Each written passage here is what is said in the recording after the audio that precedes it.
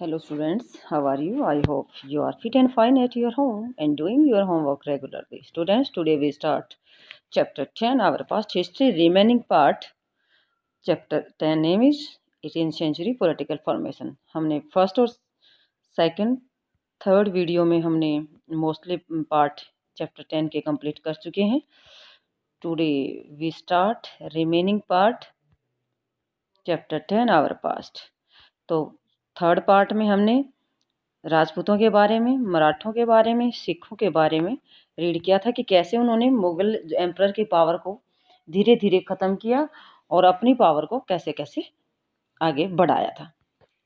आज हम जाट्स के बारे में करेंगे. जो जाट थे उन्होंने अपनी पावर को कैसे आगे बढ़ाया था. ये कौन कौन से रूलर थे, जाट जो रूलर थे. हमने एक यहाँ थोड़ा सा ये रह गया था बेटा पिछली वीडियो में. जो मराठे थे उनके द्वारा 2 टाइप्स के टैक्स लगाए गए थे. एक ये चौथ के नाम से, दूसरा सरदेशमुखी के नाम से. तो चौथ में कितना टैक्स देना पड़ता था बेटा? 20% ऑफ द लैंड रेवेन्यू. जमीन पर उनको 25% देना पड़ता था बाय जमींदार के द्वारा. In the Deccan this was collected by the Maratha. Deccan में इनको मराठा वसूलते थे. यानी कि जो जमींदारों द्वारा वसूले जाने वाला जो कर था, रेवेन्यू था, लगान था, वो 25% था टोटल फसल का. यानी कि किसान की जो टोटल फसल होती थी उसका 25% भाग रेवेन्यू के तौर पर लिया जाता था. उसको चौथ बोलते थे मराठा रूलर टाइम में. सरदेशमुखी में 9 से 10% होता था land revenue paid to the head revenue collector in the Deccan. ये जो सरदेशमुखी होता था, ये जो जिसको इकट्ठा करना होता था उसको 9 से 10% हिस्सा दिया जाता था. तो 2 टाइप्स के टैक्सेस थे. किसके द्वारा लगाए गए थे? मराठों के द्वारा लगाए गए थे, जिन जिन एरिया पर मराठा का कंट्रोल था. नेक्स्ट अब हम कर रहे हैं जाट, द जाट्स. वीडियो को ध्यान से सुनना और समझना. Like the other states the Jat consolidated their power during the late 17th and 18th century. तो 17th सेंचुरी के लास्ट का टाइम और 18th सेंचुरी के दौरान जाटों ने अपनी जो पावर थी उसको थोड़ा सा और बढ़ा लिया था. अपनी पावर को बढ़ा लिया था. कौन सी सेंचुरी के टाइम पे? 17th सेंचुरी से लेकर 18th सेंचुरी तक. अंडर देयर लीडर, उनके जो नेता थे, चीफ लीडर थे, चूड़ामन जिसको बोलते हैं. They acquired control over territories situated to the west of the city of Delhi. Delhi के पश्चिम के जो एरिया थे उन पर अपना कंट्रोल कर लिया था. किसने? चूड़ामन ने. किसने? चूड़ामन एक नेता था या लीडर था जिसने दिल्ली के वेस्ट पार्ट पर, जैसे ये दिल्ली है और दिल्ली का वेस्ट पार्ट कौन सा है? ईस्ट साइड का. क्योंकि दिल्ली का नॉर्थ साइड ये हो गया और ईस्ट साइड ये हो गया साउथ साइड. ये दिल्ली का वेस्ट साइड में किसका कंट्रोल हो गया था? चूड़ामन का कंट्रोल हो गया था. तो यहाँ हम देखते हैं by the 1680 decades they had begun dominating the region between the two imperial cities of Delhi and the Agra. For a while they became the virtual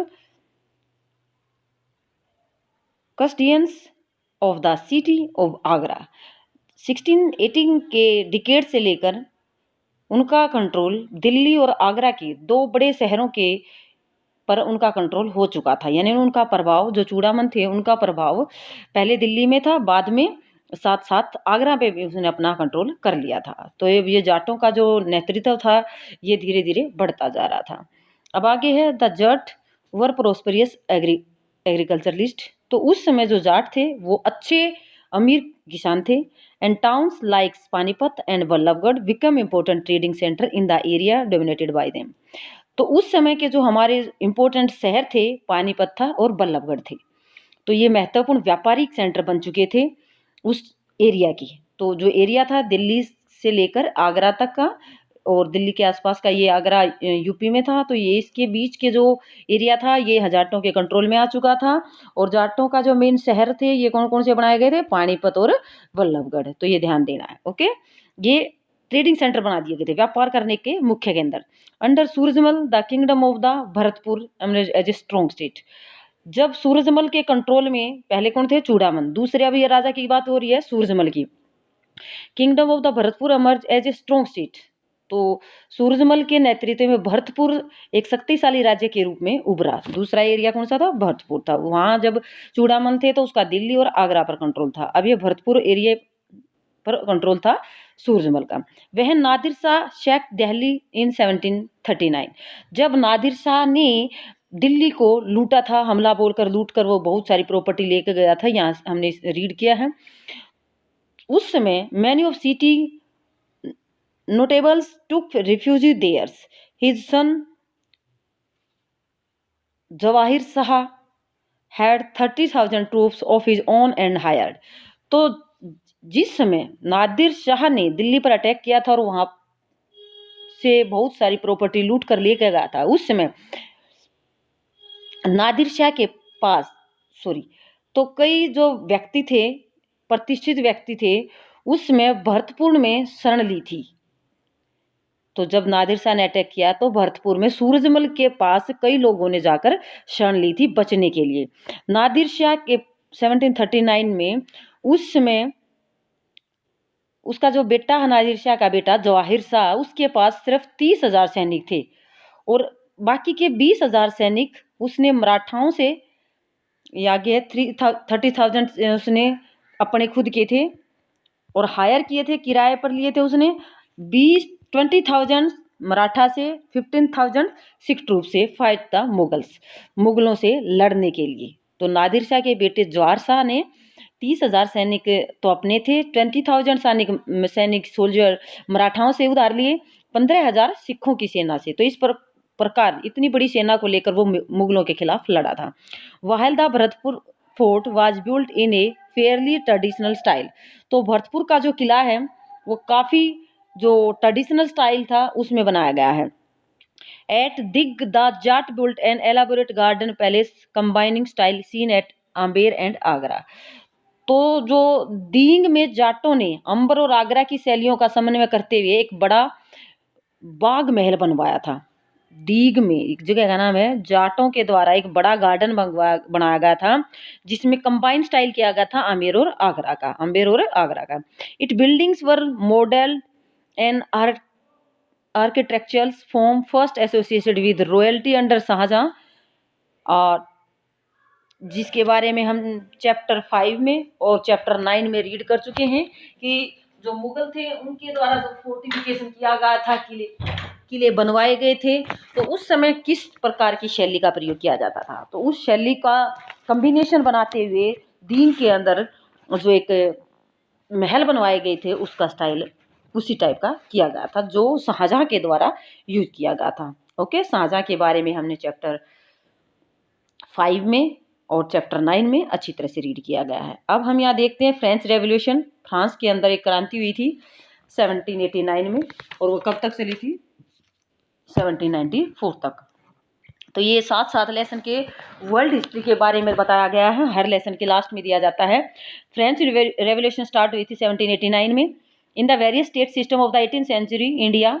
तो 18वीं शताब्दी में भारत के अलग अलग राज व्यवस्थाओं में common people did not enjoy the right to participate in the affair of their governments. तो जो कॉमन आदमी थी, जो जनसाधारण जनता थी, अपनी सरकारों के कार्यों में हिस्सा लेने का अधिकार नहीं था। सरकार कौन चलाता था? जो राजा होता था, एम्परर होता था, सम्राट होता था, जनता का उसमें कोई पार्टिसिपेट नहीं होता था।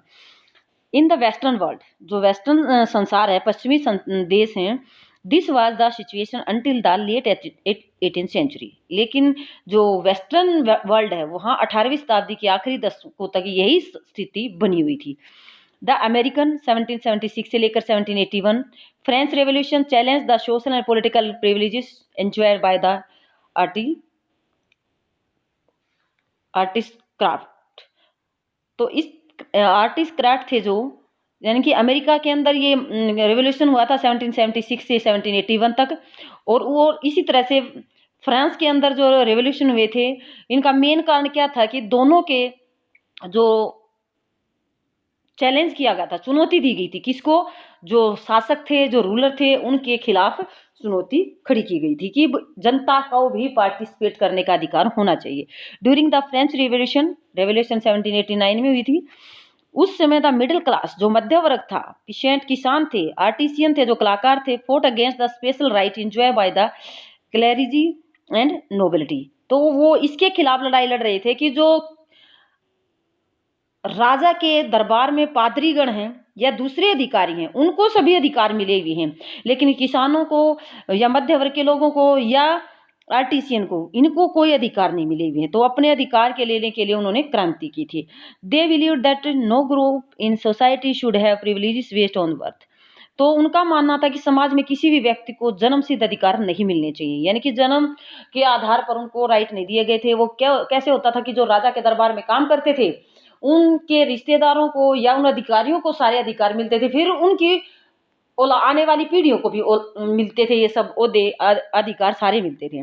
लेकिन जो आम जनता होती थी, जो राजा के दरबार से रिलेटेड नहीं होती थी, उनको कोई भी अधिकार नहीं मिलते थे।